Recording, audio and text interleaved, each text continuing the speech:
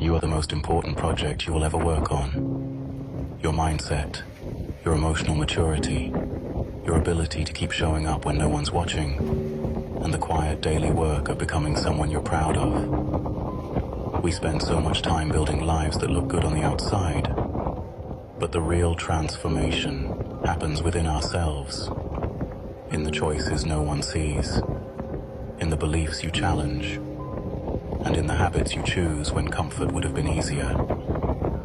There is no finish line for personal growth. There's only deeper self-awareness, stronger boundaries, better questions, and more alignment. And the greatest reward from truly investing in yourself will never be in what you earn, but in the person you become.